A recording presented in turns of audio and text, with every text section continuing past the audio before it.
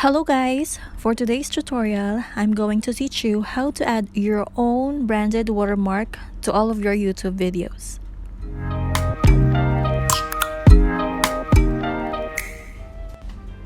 Okay, let's start now by going to Creator YouTube Studio.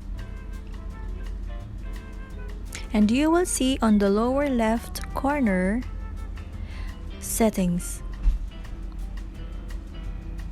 Go to Settings and then go to Channel and then choose Branding.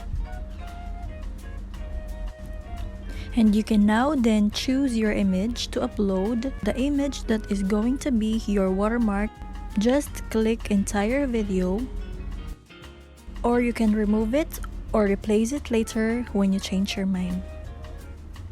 Just have to click save, and that's it.